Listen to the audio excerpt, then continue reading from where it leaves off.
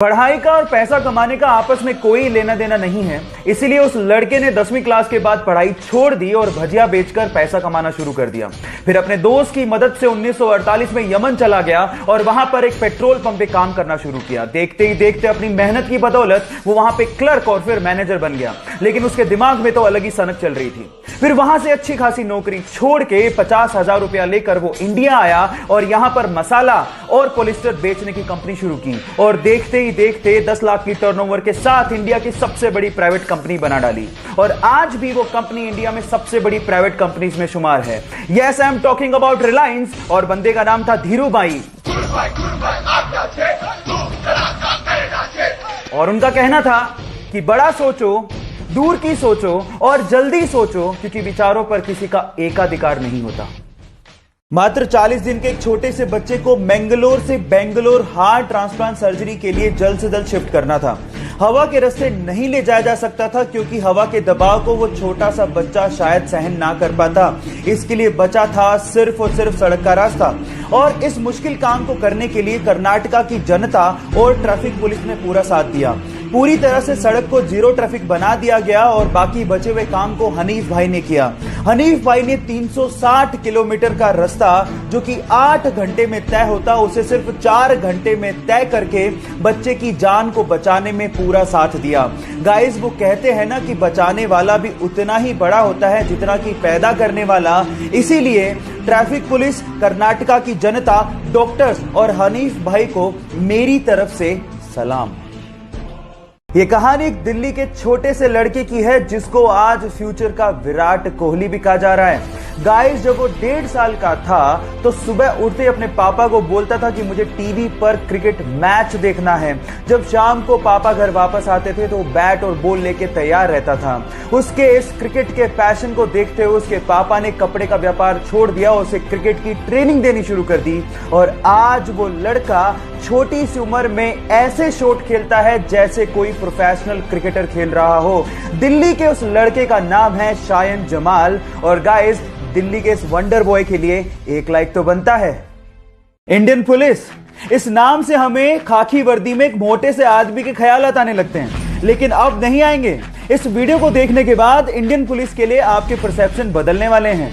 नाम है सचिन अतुलकर, उम्र 34 साल, पेशे से आईपीएस और अभी उज्जैन में एसपी की पोस्ट पर तैनात हैं। लेकिन बॉडी के मामले में सलमान खान, जॉन इब्राहिम, ऋतिक रोशन तक पानी भरते हैं। बंदा 1.5 घंटे तक जिम में पसीना बहाता है और इसकी सोशल मीडिया फैन फॉलोइंग देख के आपके दांतों तले उंगलियां दब जाएंगी। क्या लगता है, इसको देखने के बाद इंडियन पुलिस के लिए आपका परसेप्शन चेंज हुआ क्या? चैट सेक्शन में लिखना मत भूलिएगा। एक बार विवेकानंद बनारस में एक मंदिर से बाहर आ रहे थे तो बाहर बैठे कुछ बंदरों ने विवेकानंद को चारों तरफ से घेर लिया, जिससे विवेकानंद थोड़े घबरा गए और भागना शुरू कर दिया। तो जब वो भाग रहे थे तो बंदर उनके पीछे और पड़ गए। वो और भागने लगे, बंदर और पीछे भागने लगे। ये सब दृश्य एक मोंक बाहर खड़ा हुआ देख रहा था। उन्होंने विवेकानंद को कहा, रुक जाओ और इन बंदरों का सामना करो। तो जैसे ही उस मोंक की बात सुनी, विवेकानंद वहीं रुक गए, पलटे और उन बंदरों का सामना करना शुरू कर दिया। जैसे ही उन्होंने उसका सामना किया तो बंदर धूम दबा के भाग गए। यहां पर विवेकानंद ने अपनी जिंदगी का सबसे बड़ा लेसन सीखा। उन्होंने ये सीखा कि जिंदगी में कभी विपत्तियां आए तो भागो मत, पलट के उनका सामना करो, तभी जिंदगी में आप परिपक्व हो पाओगे। जब वो स्कूल में था तो स्कूल के कुछ बड़े बच्चे उसके साथ मारपीट किया करते थे, जिससे बचने के लिए उसने बॉक्सिंग जिम ज्वाइन किया और अपने अंदर की आग और जुनून का इस्तेमाल उसने मिक्स्ड मार्शल आर्ट को सीखने में किया। घर में पैसों की तंगी थी, इसके लिए उसने प्लम्बर का काम ज्वाइन किया, लेकिन प्लम्बर के काम में उसका मन नहीं लगता था। जब उसने उसे छोड़ने की ठानी तो घर वालों से उसकी बहस हो गई, जिसके बाद उसने घर वालों को कहा कि 25 की उम्र में मैं आपको करोड़पति बन के दिखाऊंगा।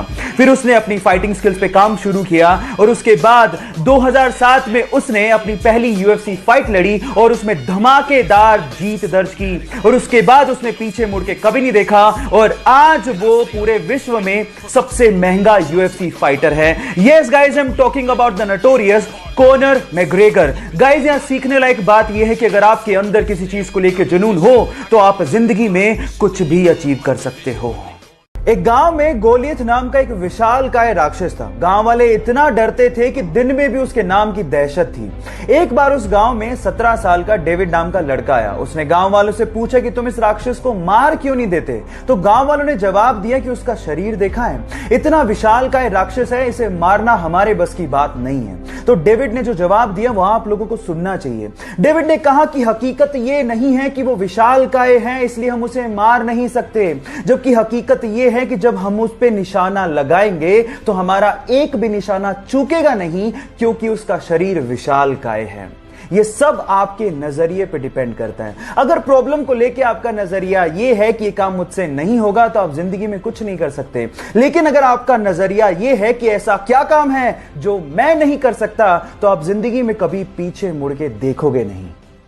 जब वो महज 21 साल का था तो डॉक्टर्स ने उसे कहा कि उसे मोटर न्यूरॉन जैसी खतरनाक लाइलाज बीमारी है। इस बीमारी की वजह से इंसान का उसकी मांसपेशियों से कंट्रोल खत्म होने लगता है। धीरे धीरे वो अपंग हो जाता है और फाइनली उसकी मृत्यु हो जाती है। डॉक्टर्स ने उसे कहा कि वो 2 साल से ज्यादा तक जिंदा ही नहीं रह सकता, लेकिन फिर भी अपनी जीने की इच्छा शक्ति की बदौलत उसने मृत्यु को हरा दिया। वो अपंग जरूर हुआ लेकिन 50 साल तक जिया।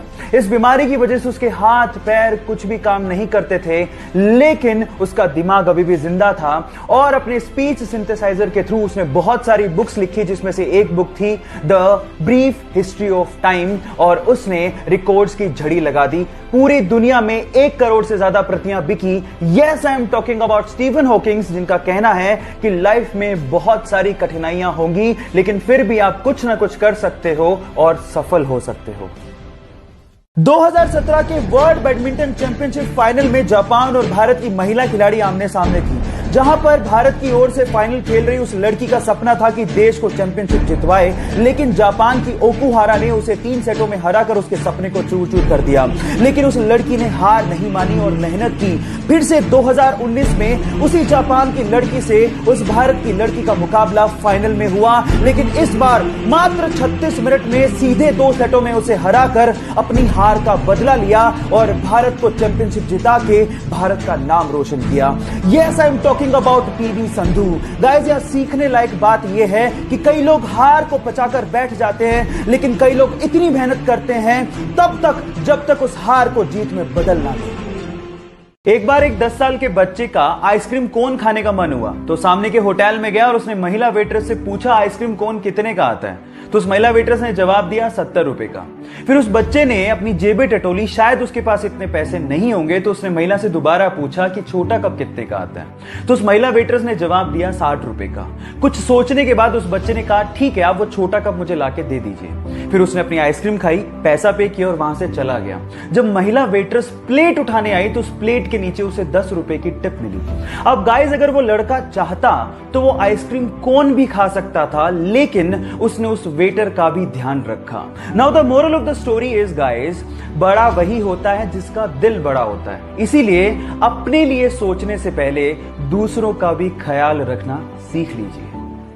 कारगिल युद्ध में हमारे देश के लिए लड़ रहे देवेंद्र पाल सिंह जी ग्रेनेड हमले की वजह से बुरी तरह से घायल हो गए। इस वजह से डॉक्टर्स को उनका एक पैर काटना पड़ा और डॉक्टर्स ने यह तक कह डाला कि आप कभी अब चल नहीं पाओगे। लेकिन उन्होंने डॉक्टर्स को जवाब दिया कि आप चलने की बात करते हो, मैं आपको दौड़ के बताऊंगा।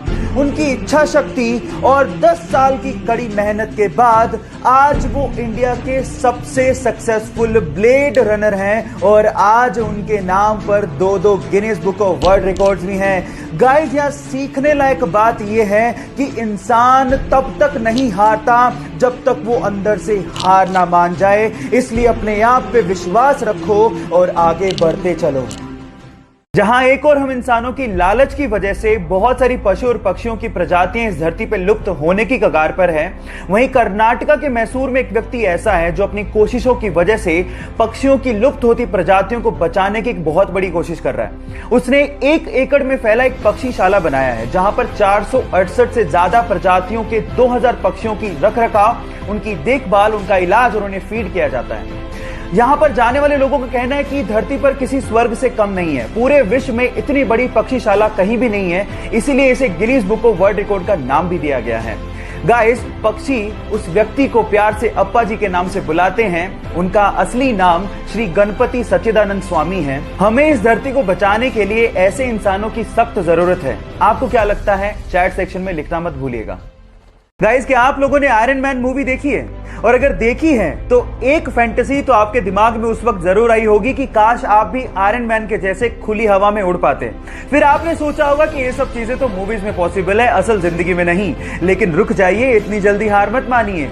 दुबई के प्रिंस ने एक वीडियो शेयर किया। उस वीडियो में एक फ्रेंच स्काई डाइवर 240 किलोमीटर प्रति घंटे की रफ्तार से एक इंडिविजुअल स्काई जेट से उड़ते हुए दिखाई दे रहा है, ठीक वैसे ही जैसे कि आयरन मैन मूवी में आप लोगों ने आयरन मैन को उड़ते हुए देखा होगा। गाइस, आपकी फैंटेसी रियलिटी में बदलने वाली है और 2020 तक आपके सामने आने वाली है।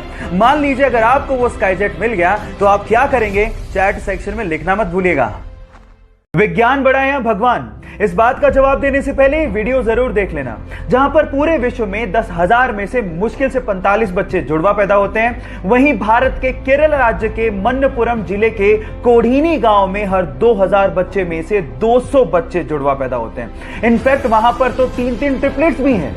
इसीलिए उस गांव को ट्विन टाउन के नाम से जाना जाता है। अब वैज्ञानिक तर्क देते हुए कहते थे कि ये जेनेटिक की वजह से होता है, लेकिन बाहर से आकर बसे हुए लोगों के भी जब जुड़वा बच्चे पैदा हुए तो ये तर्क बेतर्क हो गया। इसके बाद वैज्ञानिकों ने कहा कि ये पानी की वजह से होता है, लेकिन वही पानी तो आसपास के गांव में भी सप्लाई होता है, लेकिन वहां पर ऐसा कोई इफेक्ट दिखाई ही नहीं दिया।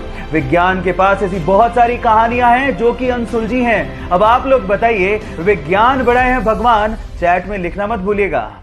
मुंबई के स्लम से निकले कुछ डांसर्स अपनी आंखों में सपने लिए एक ग्रुप को फॉर्म करते हैं जिसका नाम रखते हैं अनबीटेबल। उसी ग्रुप में एक लड़का था विकास, जिसकी स्टेज पर स्टंट करते समय मृत्यु हो जाती है। अब विकास का यह सपना था कि ये ग्रुप कोई डांस का रियलिटी शो जीते। अब इसके लिए सारे ग्रुप के मेंबर्स बहुत ज्यादा मेहनत करते हैं और ये ग्रुप अब हो जाता है अनबीटेबल से वी अनबीटेबल। 2019 में वो इंटरनेशनली एक सबसे बड़े डांस रियलिटी शो में पार्टिसिपेट करते हैं जिसका नाम था अमेरिकाज गॉट टैलेंट, लेकिन उन्हें चौथे स्थान से ही संतोष करना पड़ता है। लेकिन वो हिम्मत नहीं हारते और उसके बाद 2020 में अमेरिकाज गॉट टैलेंट में वापस से पार्टिसिपेट करते हुए विनर की तरह बाहर निकलते हैं और विकास के सपने को पूरा करते हैं और देश का नाम रोशन भी करते हैं। इस ग्रुप के लिए जिसका नाम है अनबीटेबल, एक लाइक तो बनता है।